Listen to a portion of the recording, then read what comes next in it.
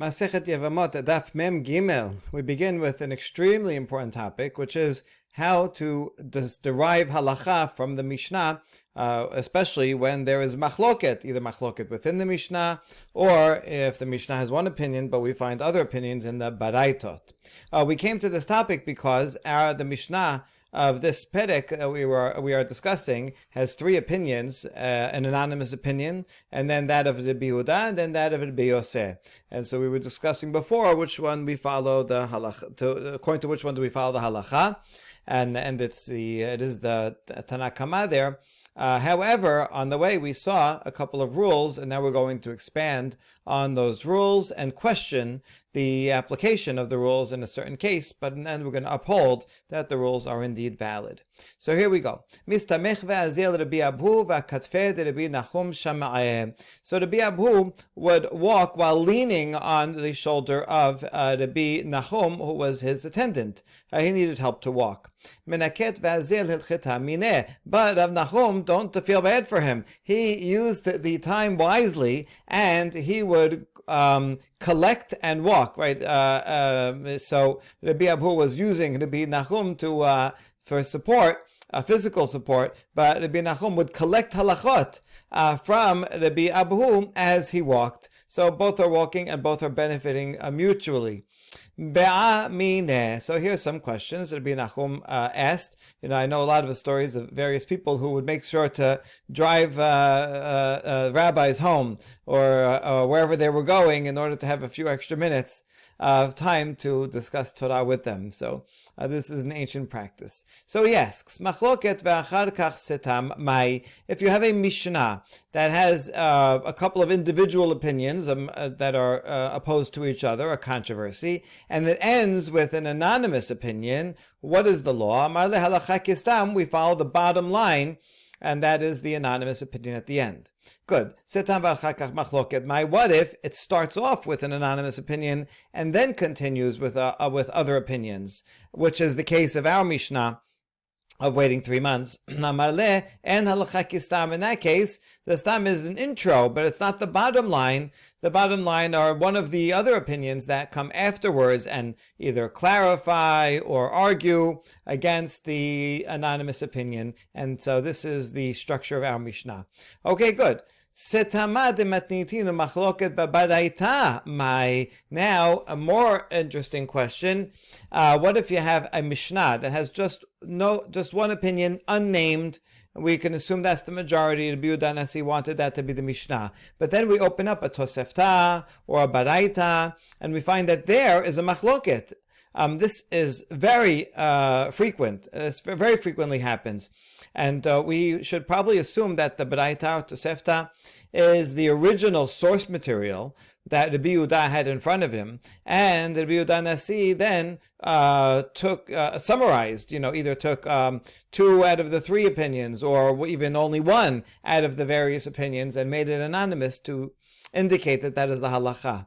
So what do we do in such a case? Amar le halacha kistam. Yes, still, we follow the Mishnah. The Mishnah is the authoritative code. Rabbi Yehuda Nasi, in his role as the patriarch of Israel, composed it, compiled it orally, and it was accepted by the later sages as a legal code. So therefore, it doesn't matter that that you have a baraita with an individual opinion. Okay, what about the other way around? Machloket bematnitin ustama baraita mai. What if we have in our Mishnah a machloket, a couple, 2, 3 individual opinions, and in a baraita we have a baraita with just one of the opinions anonymous? So in that case, can we follow the stam of the baraita as halacha? And Amar le, Rabbi Abu answers him, V'chi Rabbi lo shena'a, Rabbi Chia minayin lo. Hold on, if Rabbi Yehuda Nasi did not teach it that way, did not teach, then Rabbi Chia, how would he know? Rabbi Chia was a student of Rabbi. Rabbi Chia was responsible for compiling many of the baraitot in collections. So if Rabbi did not teach it this way, Rabbi Nasi wanted in the Mishnah to include just a couple of minority opinions and did not make one setam. So Rabbi Chia, how would Rabbi Chia know that should be the halacha? And therefore, that means that Rabbi Chia is just recording one opinion. Maybe he didn't even know about the other opinions, and that's why he only records one stam. So the point is that baraitot are not authoritative. Mishnah is. That's by definition. Baraitot, bar means outside. These are outside teachings. They are outside for a reason. They are certainly Torah Sheba'al Peh. They are authentic. They have truth value, but they are not halacha le'maaseh. Only the Mishnah of Rabbi was accepted as a legally authoritative code. All right, good. So now we have the rules of Pesach Halacha.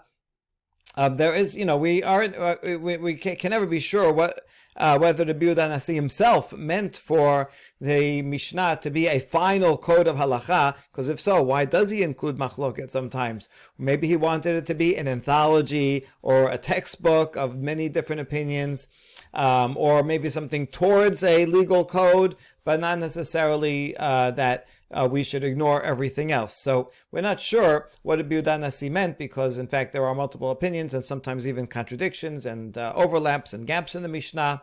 Nevertheless, it is clear that already by the first and second generations of Amoraim, they accepted the Mishnah as a code, and therefore in these cases where it was some ambiguity, they had to make these rules to decide how to derive the one halacha from the sometimes confusing Mishnah that has multiple opinions. And so these are a set of really important rules. Okay, now Rabbi Nachum, who's still walking, they have a long walk, and Rabbi Nachum challenges Rabbi Abhu based on the following case. Amar le v'hatenan. We're about to quote a case, a Mishnah. It's interesting and hair-splitting Mishnah, but the point that we're going to see at the end is that although it's a Stam Mishnah, halacha does not follow it, and this goes against the rule that halacha should be like Stam Mishnah. So it's a Mishnah in Masechet Kelim that says, Masrek shel pishan shenitelu shinav.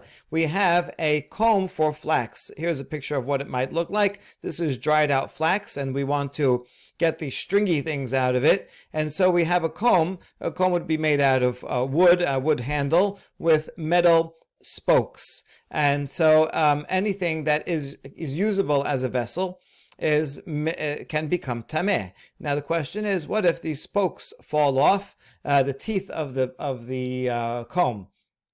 So, well, how many are the minimum necessary for it to be a usable item and therefore still tameh? Nishtayru bo shetayim. Even if they all fell off except for two, you just have two left, temeot. Right, this comb is still somewhat usable, and therefore it is a vessel. It's tameh. V'achat tehora. But if only one is left, then it's really not usable at all. It is not a vessel, and it is therefore cannot receive impurity. But regarding to any of the individual teeth, when they were taken off, the ones that fell off, those are tameh, because they can be now used as hooks. You take one of these teeth and you drive it into the wall, and then you can hang up your coat on it. So although if they all fall off, or if all but one fall off, the comb is tahor, the individual teeth are tameh. All right, that's regarding a flax comb, which is a little different from a comb for wool, because wool, you're already starting with a product of hair from an animal, and but we need to comb it to make it straight and take out the knots. So the wool comb is a little bit different. It would be more fine, and it might have multiple rows of small nails, like something like this, although not necessarily exactly like that. Okay, regarding wool, if every other tooth was removed, then it's pure, because not usable anymore. It has to be fine, and so you need a lot of them in a row, every other no good. But even if a bunch of the teeth fell out, as long as there's three side by side in one area, then it's usable and tameh. It might not be as efficient as if it has all the teeth, but it is still usable. It is still a vessel. And if one of the teeth was the outside one, then it's tahor. You could think of it not from this picture, but think of a modern comb where the outside, the very last tooth is thicker than the rest because that's part of the handle. You're really holding it that way. Kind of like in this picture, you see the last one has a little loop on it. So the last one is not as useful as the middle ones because it's thick and really isn't a tooth in and of itself. And so if you have three in a row, but one of those three is the very last one, then that's not a usable comb and it's tahor. If two of these small, now for wool, they're more fine, they're thinner teeth, if two of them fell out, then you can turn it into a tweezer. So then they are tameh because you, just like with the thick ones, you can make it into a hook. The thin ones you can make into tweezers, and then they become a new separate keli and is susceptible to tum'ah. Achat v'itkinah lener or lemituach teme'ah. Or even if you have just one, and you prepared it. You take this one small, thin tooth, and you make it into a vessel either for cleaning an oil lamp, or maybe as a lamp stand in itself. You put something on it to hold a lamp. Or if you make it for stretching ropes, kind of like a spindle, you would turn thread around it. So if you do something, you have to fix it a bit in order to do something for it. Then it also, even one of the combs of a wool, one tooth of a wool comb also can become tameh. And that is the Mishnah. All right, very fine Mishnah, but here's the thing. We have a tradition that we don't follow the halacha. Like, halacha is not like this Mishnah. So there you go. You see the rules that you taught me, Rabbi Abhu. This is Rabbi Nachum asking, are not true. Here's a case of a stam Mishnah, and we don't follow it. Amar le bar mina deahi de Rabbi Yochanan reshakish tamret hadvaihu zo ena Mishnah. Amazing statement. He says, bar mina.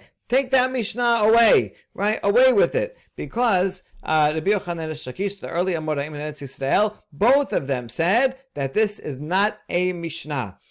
Somehow it got included in the memorization of the Mishnah. So, it's there when you go and ask the Tana for this Mishnah, but it's not an authentic Mishnah.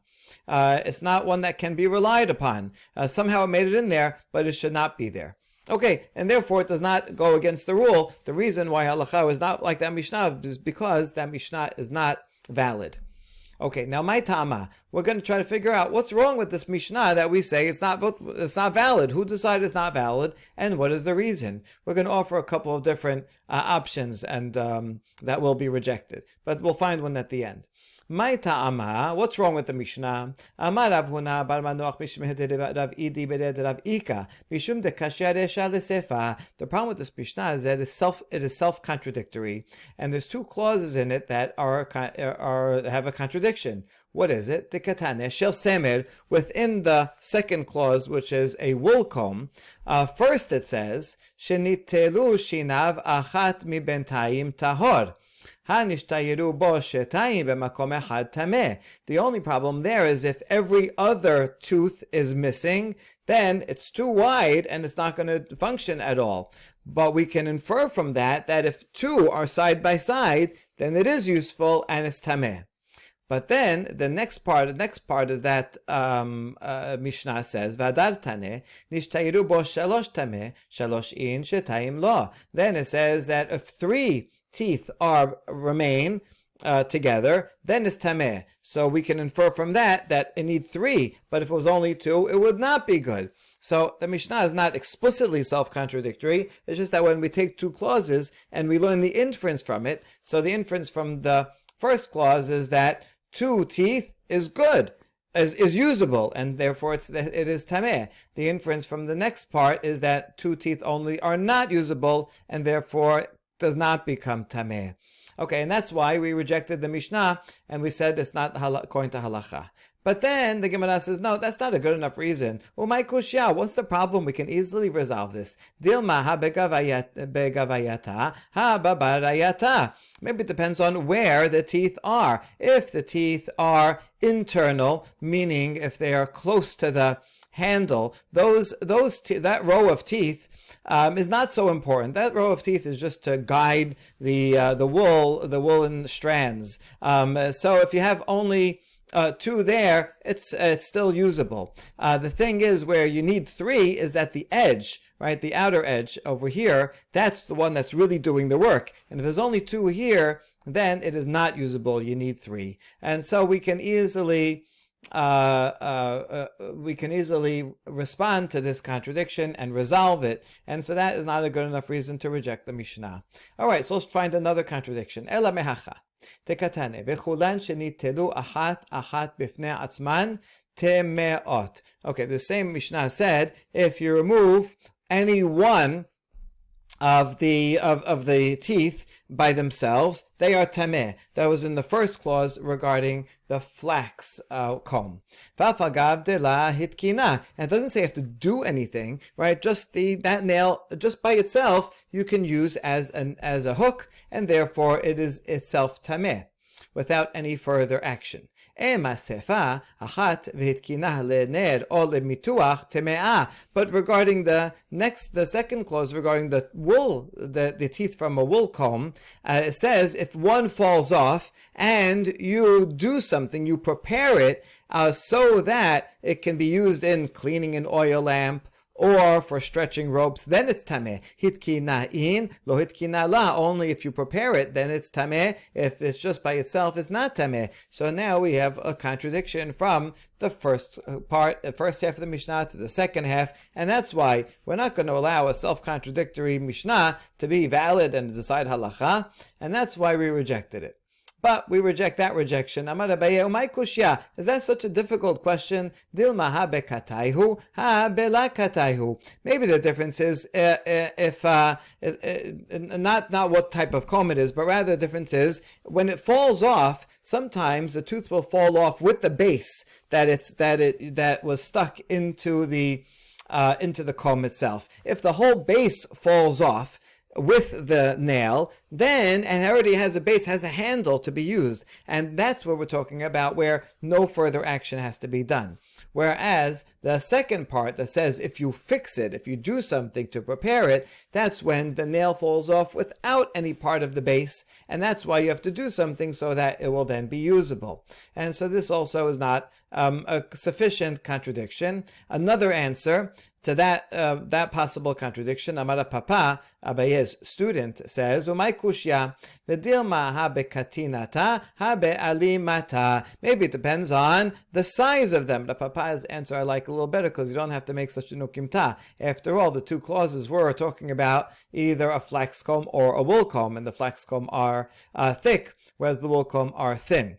And so maybe that is the difference between the two. If it's thick, then it already has it can stand on its own. It has a base. It's easy to has a handle. Whereas the narrow ones that are thin, those are hard to use by itself. You need to add a handle or a base to it in order to be usable. Other interpretations flip them around in some other way, right? But the point is that it could very easily understand why one would need to be fixed and one would be usable as is. Rather,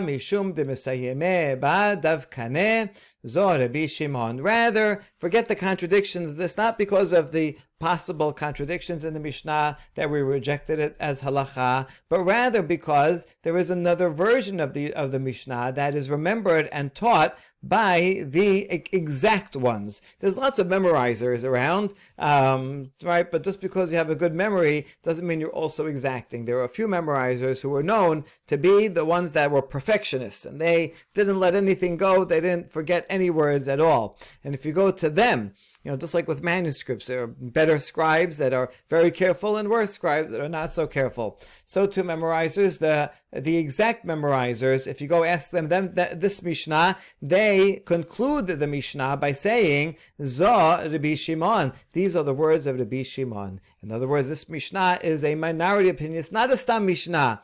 even though everyone else said it as a Stam Mishnah, maybe they just forgot this attribution because there is no other opinion here. So they forgot to say that it's Rabbi Shimon, but in fact, it's a minority opinion, and that is why we do not follow it as halacha lema'aseh. And so this is an exception and is not a problem to the rules. I mean, it actually follows the rules because it's not a Stam Mishnah at all, and therefore Rabbi Abu successfully defended the rules that he taught Rabbi Nachman, and hopefully they got to their destination and also learned a lot on the way. All right, excellent. And now we get back to the waiting period of 3 months, and we want to find out exactly how long to calculate. Is it 90 days precisely, or 3 months more or less? Shalach Rabbi Chia bar Avin me'arsin toch shelosha v'chen osin ma'aseh. So Rabbi Chia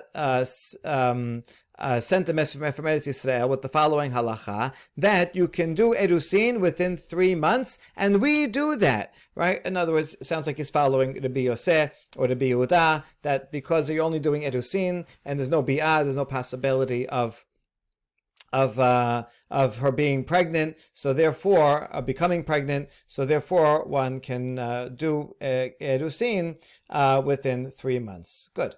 וכן היה רבי אלעזר מלמדנו משום רבי חנינא הגדול, רובו של ראשון ורובו של שלישי ואמצעי שלם. And this also agrees with Rabbi Elazar, who taught in the name of Rabbi Chanina, the great one, that you don't have to wait a full 3 months. It sounds like he's talking about for Kiddushin, in order to do Kiddushin. Or rather, all you have to do is do a majority of month one, it was 15 days or more, and then a full middle month, second month, and then the majority of the third month, the kind of miksat hayom kekulo, miksat hachodesh kekulo. So yeah, I mean, even though, really you don't have to wait any time because we're only doing Kiddushin. But since the halachas, we don't want to make a distinction between one and the other, so we want to have 3 months. But if it's for Kiddushin, then you know what? The months can be short months and just be like about 60 days altogether. But you follow the calendar, so whenever it is on the calendar, if the majority of the month is left, count that as one, and then you go a full second month, and then the third month, once the majority passes, just go ahead and do Kiddushin. Okay, so we have two lenient opinions here. Amemar said you can go ahead and do the Kiddushin on the 90th day itself. You don't have to wait till 3 months passes, but rather at the border beforehand.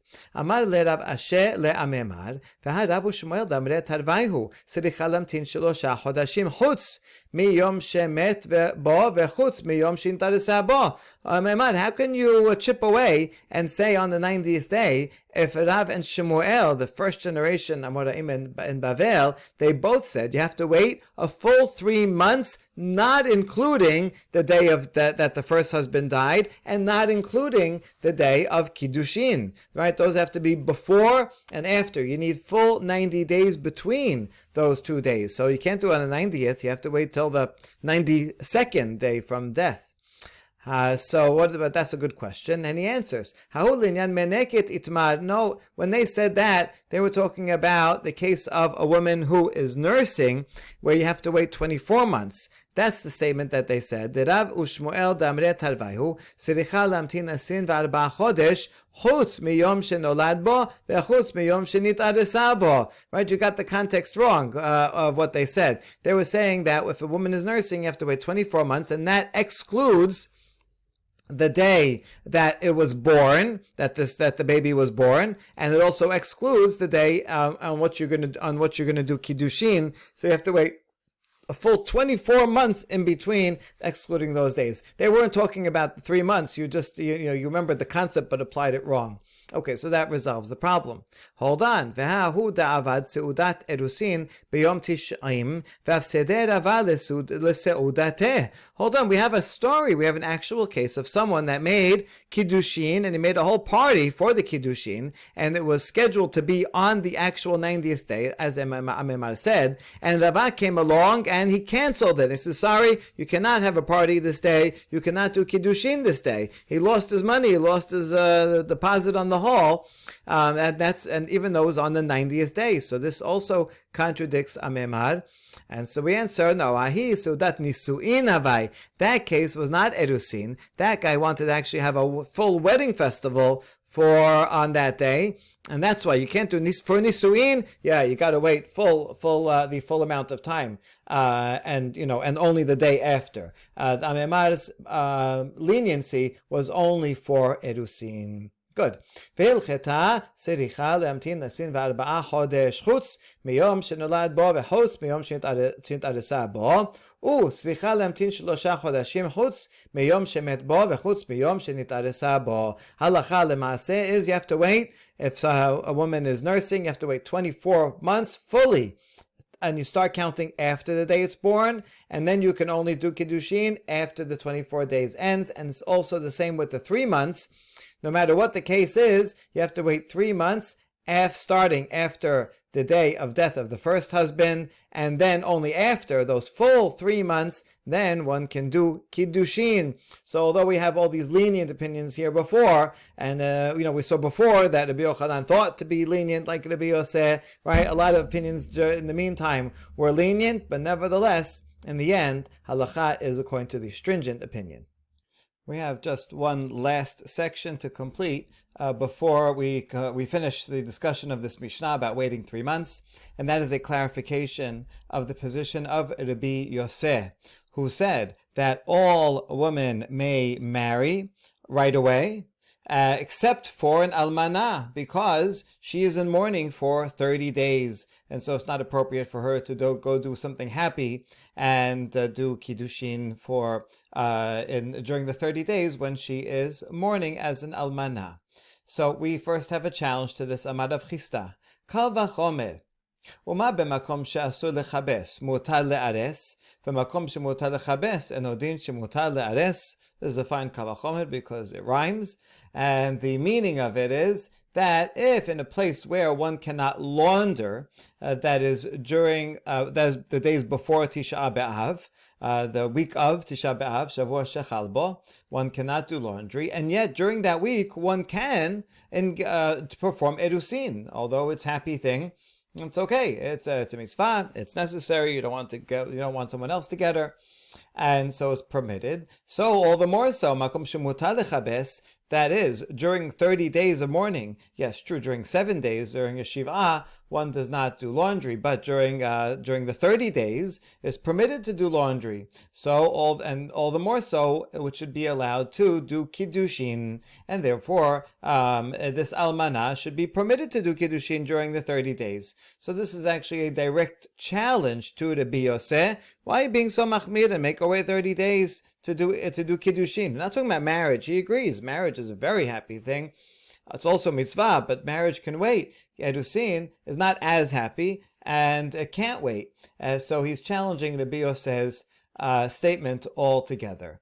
Okay, so here's just a little outline of what we're going to see. Right, this is the kal vachomer permitted before the 9th of Av, then also during the 30 days of mourning. We're first going to refine this question a little bit, and then we're going to actually see three possible answers. The first two are going to amend Rabbi Yosef's words in order to make it fit. The third one is going to say, actually, you started off with the assumption that erusin is permitted before the Tisha B'Av, which is true according to the sources that we're quoting now, but it's actually a machloket Tanaim that we're going to show later, and some say it's prohibited to do erusin before Tisha B'Av, and according to that, there's no kal vachomer, and the whole question falls. Okay, so we're going to deny this question in the end, but we're going to go through some questions and answers in the meantime, and try to fit Rabbi Yosef within this line of reasoning. Okay, so Maihi. So which case are we talking about? Where do we see that one is permitted to do erusin when one is prohibited to launder? Ditnan. Shabbat shechal Tisha B'Av betocha, right? What we call Shavua Shechal Bo Tisha B'Av, asur lesaper ulchabes.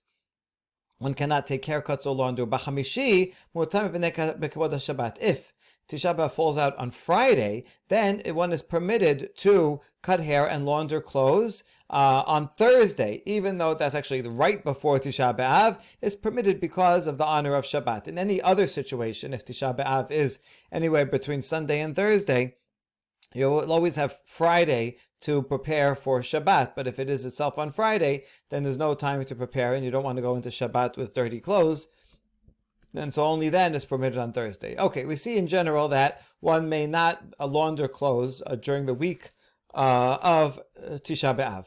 V'tanya, and furthermore, where do we say anything about Erusin? From this baraita, Kodem azman hazeh ha'am mematim be'iskehem milisa militen, milivnot ve'lintoa, me'arsin avalo konsin ve'en osin seudat Erusin. So before this time, people already will see what this means before this time. Right now we're assuming it means before Tisha B'Av, the same Shavua Shechal Bo. We stop doing their regular activities. We stop doing business transactions from building and planting something new. This sounds like Yirmiyahu's words. And we do Erusin, but we not Nisuin, right? Not Konsin. We don't bring the person into our house. And even when we do Erusin, we'll just do the ring ceremony, but not the normal engagement party that might go along with it, which is too happy. So we see from here, this is the basis of the Kal Vachomer, that one, during Shavua Shechal Bo, one cannot launder, but may do Erusin. So all the more so during 30 days, one can launder, one should certainly be able to do Erusin, and then therefore, the Yosef, why are you being Mahmir and saying no Erusin during the 30 days? Okay, so first we answer to defend the Yosef. Kitanya hahi kodem de kodem. When it said you're allowed to do Erusin before this time, it meant before Shavua Shechal Bo, the week when of what we call the 9 days, except for until Shavua Shechal Bo. That's when it's permitted to do Erusin. But during Shavua Shechal Bo, no, you cannot do Erusin. So it can be interpreted that way. Amarava. Rava is going to reinstate the Kal Vachomer question. Vekodem dekodem name Kal Vachomer. Umay b'makom she'asur lisa v'liten musa le'ares. I have another Kal Vachomer from those few days from Rosh Chodesh on, where one should not do business. No buying and selling, yet you are allowed to do Erusin during that time. That's what we just said. Kodem of Kodem, you're allowed to do Kiddushin. So Makom Shemutadi Savliten, so then the place where you were allowed to do business, that's 30 days, right? During the 7 days of mourning, one does not do business, but after that, during the 30 days of mourning, as permitted. So all the more so, and Odin Shemutar Le'ares, it should be permitted to do Erusin. Okay, so one way or another, we have a Kal Vachomer. That one should be permitted to do Erusin during the 30 days of mourning, and that's a challenge to the Rabbi Yosef. Okay, lo tema de Rabbi Yosef omer kol hanashimit arsu. You know what? We should change the language. Don't read it that Rabbi Yosef said all women can do Erusin except for someone in mourning who cannot do Erusin. No, that's not true. All right, because a woman in mourning can't do Erusin. Ela ema kol hanashim yinasu. Say all women can marry right away, except for a woman who is mourning. She cannot marry, and that's true. Everyone agrees that marriage is a very happy thing, and a woman in mourning during 30 days cannot do nisuin. Okay, good. So if we amend this, then we answer the Kal Vachomer, but then that raises new problems. Okay, let's assume she's not a mourner. So now it says all women can marry. All women, meaning even if she was married to a first husband and he divorced her. Okay, now she can marry right away, marriage to marriage, without waiting at all, not even 30 days. So it means that you don't have any problem about the pregnancy, right? Or don't you have to wait 90 days to see who's pregnant? Or don't you have a law of lehavchin, of distinguishing between the first father and the second possible father? And the answer is letle. No, indeed, Rabbi Yosef doesn't worry about that, right? We brought various reasons why one should worry about that, but apparently Rabbi Yosef is not concerned about any of those things, right? Either way, there'll be a kosher child, is not a mamzer, and so he'll figure it out. Okay, that is answer number one, and so we can stop here if we wanted, right? So if we amend this to say everyone can marry except a widow, who cannot marry, but to do erusin is permitted. So then, yes, indeed, if it was not a widow, then one who was married and divorced can marry, and we don't worry about a pregnancy test according to this response. All right, so that's all number one. But we're going to try out another one because this has obvious difficulty, the no pregnancy test. No, in fact, we can say that Rabbi Yosef does require a lehavchin, to distinguish between the pregnancies if it's between one marriage and another, where she could have had relations with the first and is going to have relations with the second to consummate the marriage. Ve'ema Rabbi Yosef omer kol ha'arusot gerushot yinasu. So we are amendation possibility number 2 of his words in the Mishnah. What he actually said is anyone who is an arusa. That's the same as the original language, but now we're adding gerushot, and if she was divorced, meaning not widowed, yinasu, then they can do marriage, except for a widow who cannot do marriage. Okay, so that's what we are adding here. If she had erusin before, then she can marry afterwards, and that would be fine, except for a widow who is in mourning. A widow who's in mourning cannot do the nisuin after. But what this means that if she was kol ha-nisuot, if she was married before, then she cannot go ahead and get married back to back. Because then you need to distinguish, you need a waiting period. Okay, so fine. If we change it to this, then we solved all the problems so far. But it raises yet another problem. Then this is the same as Rabbi Yehuda's opinion. Presumably, Rabbi Yehuda would agree that someone who's a widow and is in mourning cannot go ahead and get married. Everybody should agree to that. So there's no distinction there. And furthermore, it would also be the same regarding, remember Rabbi Yehuda? He said, the only thing that you have to wait 90 days for is if she was married to being married to the second husband, nisuin to nisuin. But if it was erusin to nisuin, then you don't have to wait because there's no way she was pregnant from the first guy. And if it's nisuin to erusin, also you don't have to wait because she's not having relations with the second guy. And this, according to so far, is the same thing. Rabbi Yosef is saying, kol ha'arusot yinasu. If she had erusin, then she can go ahead and get married, and that would be the same, right? Well, ika benayhu, no, there is a difference. Nisu'a le'ares. All this said here is that if she was arusa, from erusin to nisu'in is permitted, but the difference would be nisu'in to erusin.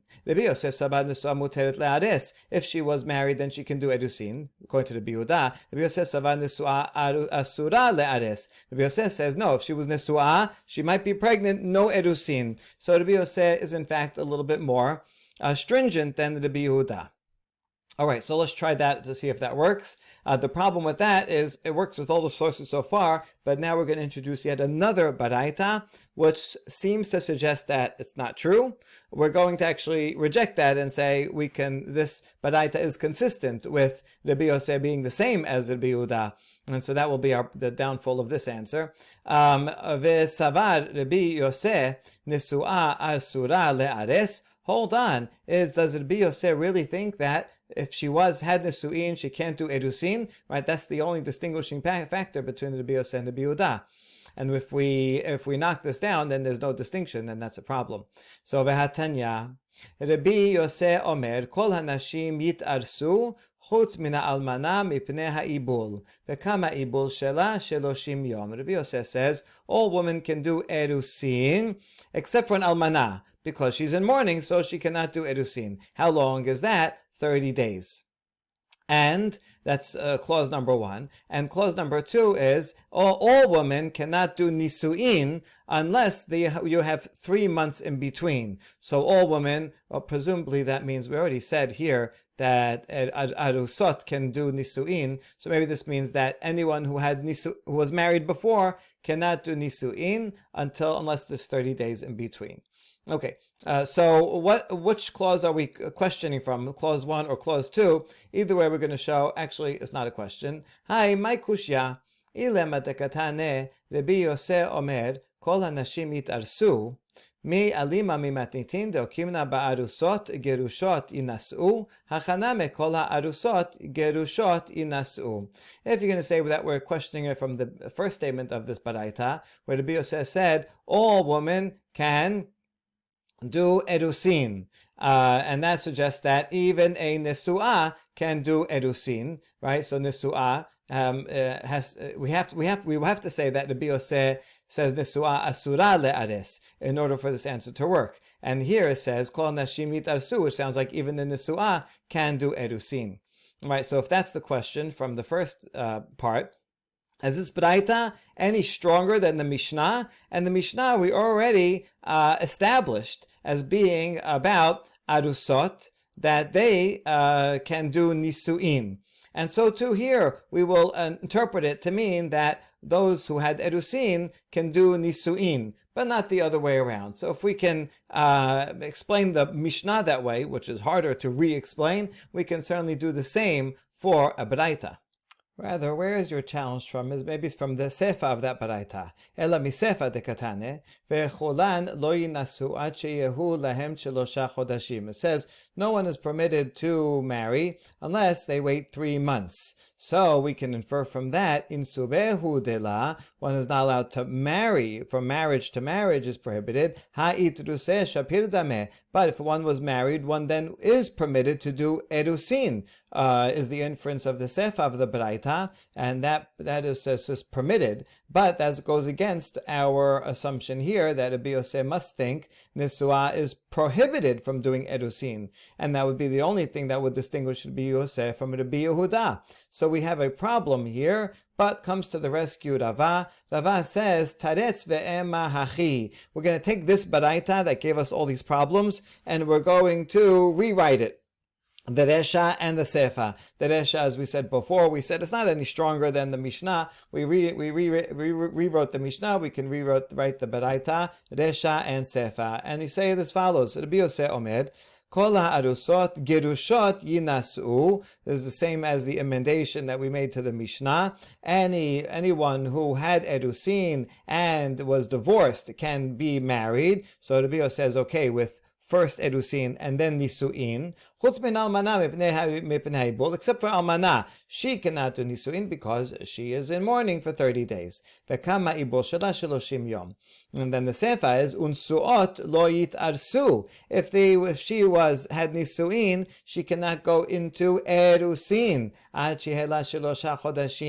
So see, nisuin to erusin is prohibited according to the Yosef. Well, once we rewrite it, then the Yosef, then this baraita is a good support for our assumption. All right, so we're so far so good with emendation number 2 answer, except here's the problem. A widow who was only engaged to the first husband. Then the first husband died. He only did kiddushin and he died. Is that called avelut? Does a woman have to mourn if she never did nisuin with the guy? We have a baraita that says she does not have to. Ishto arusa, if a man has a wife to whom he's only engaged but not married, lo onen, he does not perform the laws of onen, velo mitameh, if he's a kohen, he does not become tameh to her, vechen hi lo onen, velo mitameh lo, and she also does not, if he dies, she does not follow the laws of onen, and she does not become tameh to him. Okay, even if she's a bat kohen, there's no problem of her becoming tameh. Rather, this must mean that it's just written in parallelism, and it means she does not have to deal with any of his burial rights. Meta eno yorsha, if she dies, he does not inherit her. Normally a husband inherits his wife, but they were never married, only erusin. The only thing that does work is methu gova ketuvata. If he dies, she collects her ketuvah. This is curious because usually a ketuvah only starts after nisuin. Then she would collect, but not before. So it must be talking about a case where he agreed to give it to start paying the ketubah, being responsible for the ketubah from the time of kiddushin. Okay, either way, the point is that for all these laws, there are no laws of mourning after someone does, after only after only kiddushin. And therefore, there's no way that we can understand Rabbi Yosef in this way, right? As we have amended and understood him in this way, because this would only be, right, all Erusin women can marry except a widow when from Erusin, right? But except El Erusin woman can marry except a widow who cannot marry. But if she only had Erusin from the first guy, then she's actually not obligated in the laws of mourning, and therefore would not have to wait. So this line of this answer is rejected, and now we come to the final answer, which is to undo the question in the first place.